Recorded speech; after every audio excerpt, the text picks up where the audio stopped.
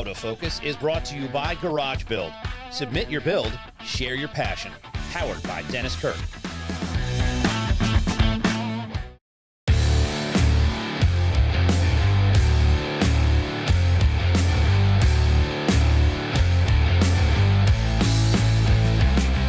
My name's TJ. I'm from Palm Beach, Florida.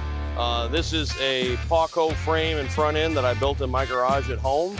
The motor is an S&S bottom end from the mid-90s, mystery jugs that we have no idea what the cylinders are, and STD heads. I found this motor and transmission sort of abandoned in a pro street sort of style of softail in a garage, and bought it from the family of the deceased person that owned that chopper. Custom bike, brought it home, pulled the engine, transmission, and rear brake, and then started from scratch with a new frame and everything from Paco. These tanks are actually tankful prizes from the Smokeout this last year that a friend of mine won in the raffle and called me and said, dude, these are plumbed. They're not just shells. You could run these. And so I got them from him and made a subframe that goes under them to hold the tank up off the frame and make them look right. And we spent all week getting her dialed in right, and she's running like a champ now, rolling down the road. I think we're there now. You know, I'd be willing to bet that we put close to 100 miles on it since we got it dialed in. My back is proof. But she's a blast to ride. She's got way more power than I ever expected.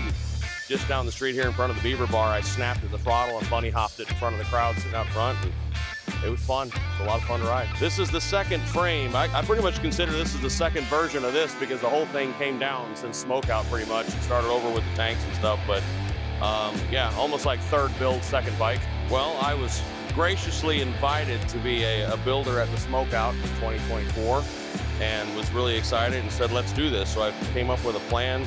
I ran a Paco frame on my last sporty chop that I built and loved it.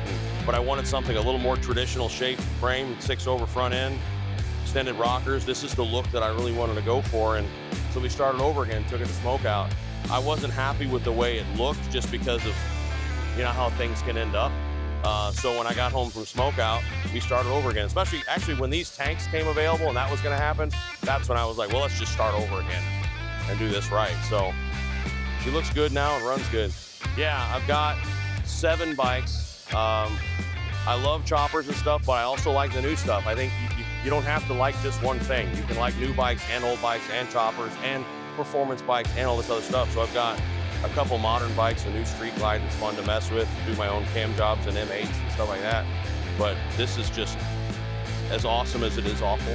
I just work from home. I don't really have a shop. During the pandemic, I started telling stories on YouTube for my own boredom about Sturgis. My dad first took me to Sturgis in 1990 when I was too young to go to Sturgis, and we stayed in Glencoe, and I saw things that changed me forever.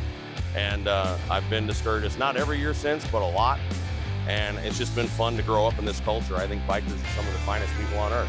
They're the ones that you need to have close to you. And I love the garage build culture. I love the idea of working on your own machine and building something out of scratch. It's important and it has to be protected. You know, we have to be supportive of each other and not tear each other down when they try to do something. So it's cool. It's exceptionally cool. I'm proud of this machine. It's not like I named it the Beautiful Loser because I don't think that it's, besides that being a great song, I don't think that it's this amazing show winner, but I love it. That's all that matters. So a fun story though about Smokeout is everyone thinks my bike is running really lean with the blue pipes. The reality is we had too much fun at Smokeout and banged the rev limiter for about 30 seconds, and those were glowing orange when I shut the bike off. And that blued them, and I was like, I think they look kind of cool, and there's a good story. TJ from South Florida, and I'm a Dennis Kirk garage builder.